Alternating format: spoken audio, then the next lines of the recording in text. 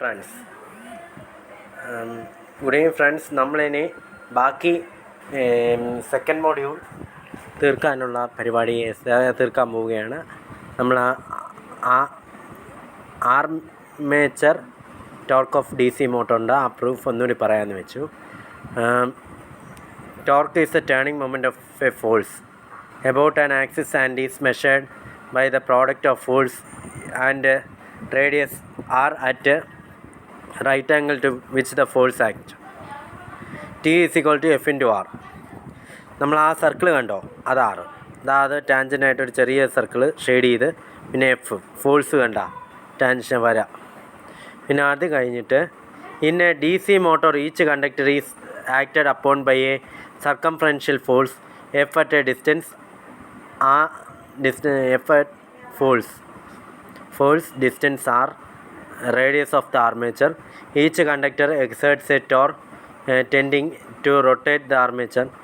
The sum of the torques due to all armature conductors is known as gross or armature torque.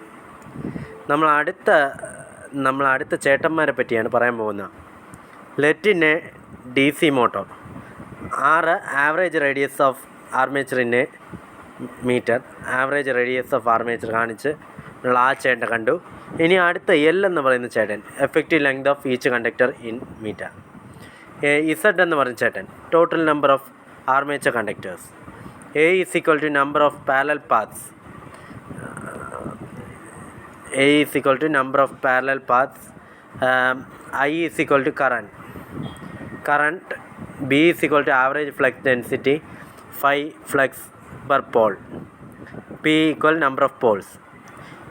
Force on each conductor F is equal to BIL newtons. Unit torque due to a conductor F into R Newton meter.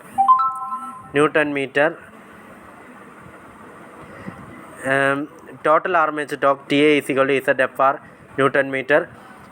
Z equal ZBI LR. B is equal to phi A.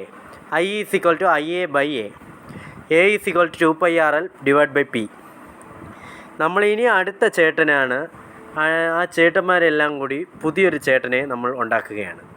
T A is equal to Z into 5/2 into bracket close ചെയ്തു into I A by A bracket ഇട്ടു into L into R equal Z into 5 divided by 2 pi RL into P by A into IA by A into L into R.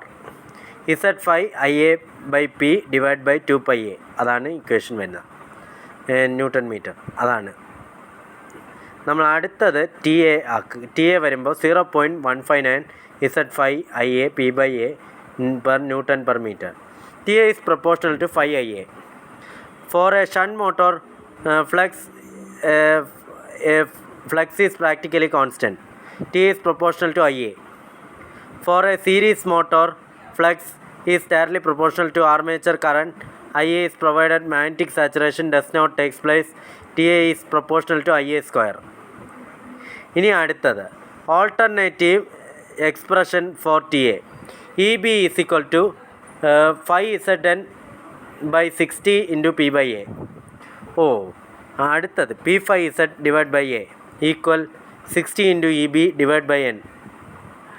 TA is equal to 0.159 into 60 EB divided by N.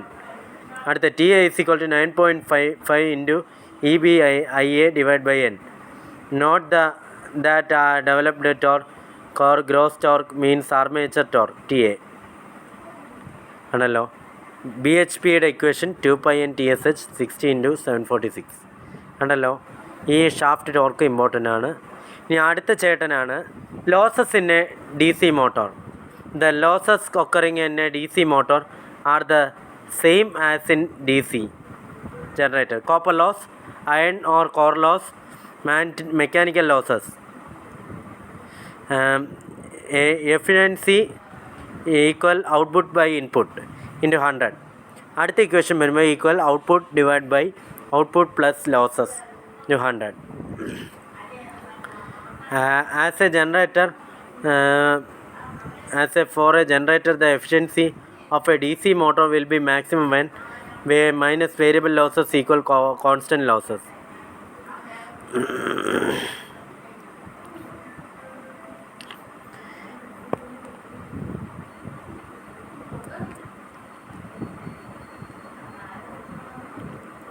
Input loss copper ലോസിൻ്റെ ഒരിത് കാണിക്കാമെന്ന് വയ്ക്കുന്നതാണ്.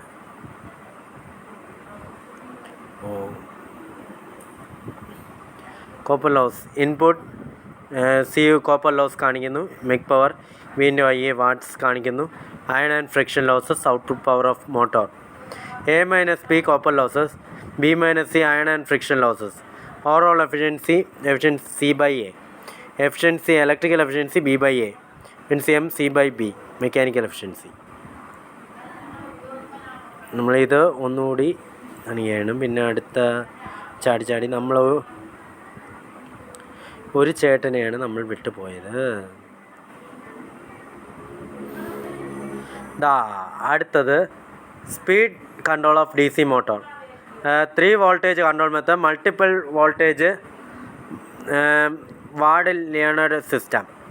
കണ്ടോ ആ സിസ്റ്റത്തിൻ്റെ പടം കണ്ട? AC motor ഇങ്ങനെ ഓരോ ഇതായിട്ട് കാണിച്ചിരിക്കുന്നു. അടുത്ത ഫിഗർ കണ്ട? അടുത്ത ഫിഗറിൽ പറഞ്ഞിരിക്കുന്നുണ്ട് ഇങ്ങനെ കറക്റ്റായി ജനറേറ്റർ മോട്ടോർ ഇങ്ങനെ വേരിയബിൾ ഇങ്ങനെ കുറേ കാര്യങ്ങൾ DC സപ്ലൈ ഇങ്ങനെ കൺഫേം ചെയ്യും.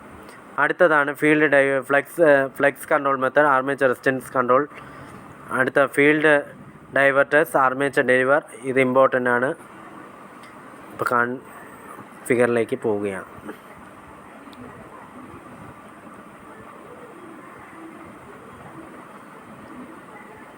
ഇതാണ് ഇത് ഇമ്പോർട്ടൻ്റ് ആണ്. Speed control of DC series motor to armature resistance. ഇതാണ് പ്രശ്നം, എല്ലാം ഇങ്ങനെ നീങ്ങി. ക്യാരക്ടറിസ്റ്റിക്സ് ഓഫ് കോമ്പൗണ്ട് മോട്ടോർ 2 ടൈപ്പാണ്. Cumulative compound motor, differential compound motor. അത് കാണിച്ചിട്ടുണ്ട്, ഓരോ ക്യാരക്ടറിസ്റ്റിക്സ് കാണിച്ചിട്ടുണ്ട്. ഇമ്പോർട്ടൻ്റ് ആണ്. ഇത് ഇമ്പോർട്ടൻ്റ് ആണ്. ഇങ്ങനെ പോയി അടുത്ത ചേട്ടനെയാണ് നമ്മൾ ആവശ്യപ്പെടുന്നത്. ഈ ചേട്ടനാണ് നമ്മുടെ ആളായിട്ട് വരുന്നത്. നമുക്ക് ഈ ചേട്ടന്മാരെ പരിചയപ്പെടാം സമയമായി. ഇത് important. Speed control of DC series motor to armature resistance control method.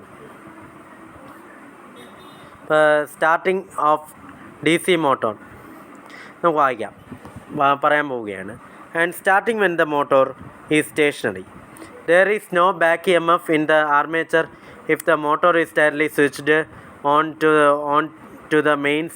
The armature will draw a heavy current. IA is equal to V/RA because of small armature resistance. 5 HP 220 volt voltage shunt motor has full load current of 20 ampere and armature resistance of about 0.5 volt. If this motor directly switched on a supply, it would take armature current 220 divided by 0.5. അതിനെ divide ചെയ്യുക. അപ്പോൾ voltage ഇപ്പോൾ 440 ampere കിട്ടും.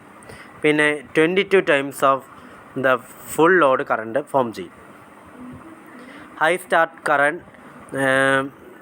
current may result in burning of armature due to excessive heating effect, damaging the commutator and brushes due to heavy sparking. Excessive voltage drop in the line to which the motor is connected. The result is that the operation of other appliances connected to the line may be impaired, and in particular cases they may refuse to work.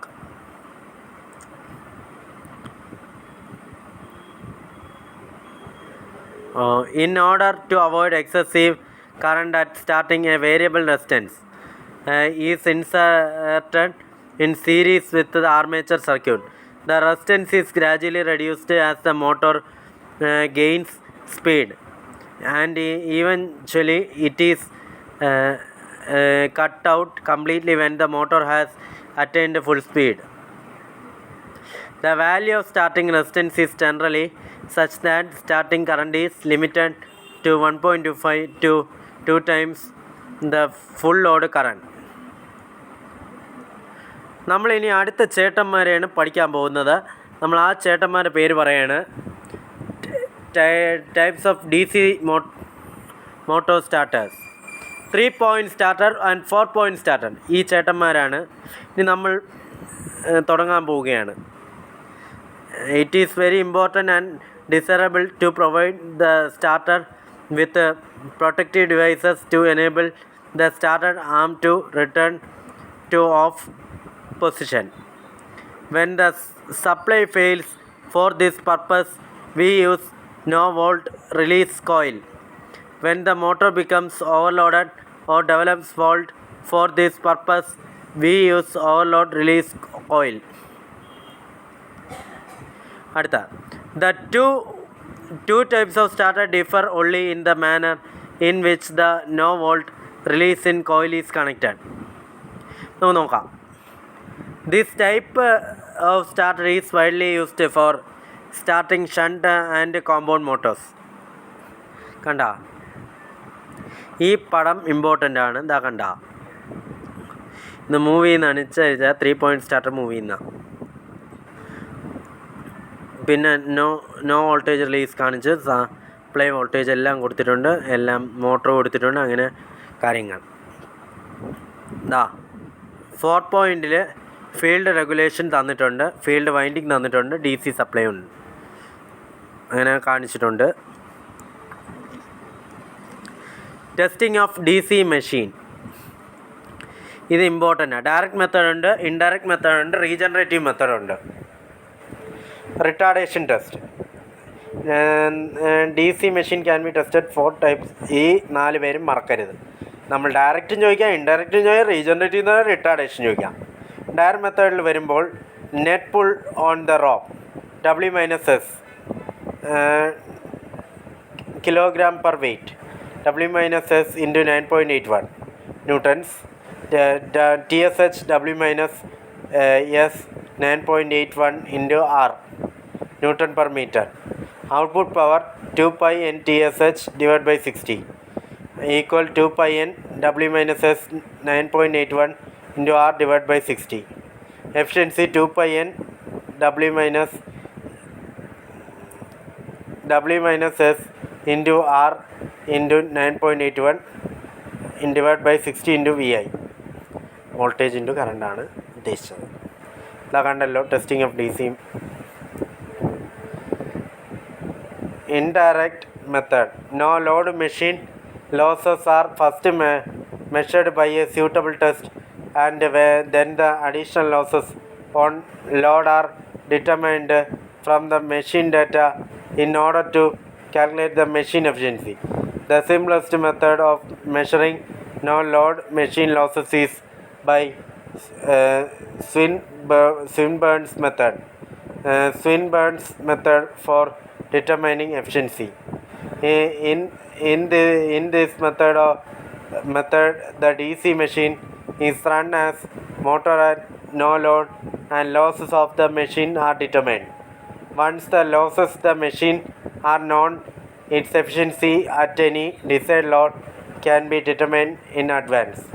The method is applicable to those machines in which flux is practically constant all loads, shunt and compound machine.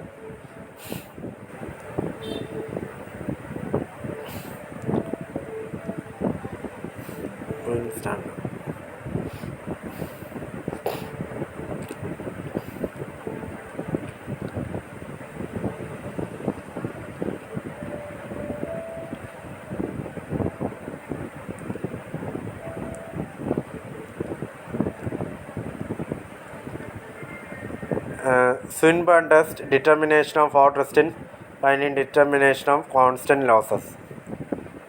ഫോമുലകൾ ഇത് പ്രോബ്ലത്തിന് മാത്രം use ചെയ്യുന്ന formula കണ്ടാണ്. V0 supply voltage, I0 no load, IS shunt current, IA0 ഇത് കണ്ടോ പഴയതുപോലെ ആ equation WCV ഇങ്ങനെ ചെയ്ത് നമ്മൾ ഇതിൽ നിന്ന് പ്രോബ്ലംസ് ചോദിക്കും. Efficiency running as a motor, ജനറേറ്ററും ചോദിക്കുന്നുണ്ട്. അങ്ങനെ regenerative and the method, regenerative method കാണിക്കുന്നുണ്ട്. ഈ ഫിഗർ ഇമ്പോർട്ടൻ്റ് ആണ്, ഇത് വരച്ച് വെക്കണം, ഇമ്പോർട്ടൻ്റ് ആണ്, മറക്കരുതാരും. നമ്മൾ കഴിഞ്ഞു. സെക്കൻഡ് മൊഡ്യൂൾ അവസാനിച്ചു. വിജയകരമായി സെക്കൻഡ് മൊഡ്യൂൾ അവസാനിച്ചിട്ടുണ്ട്. ഇനി കുറച്ച് കാര്യങ്ങൾ കൂടി പറയാനുണ്ട്.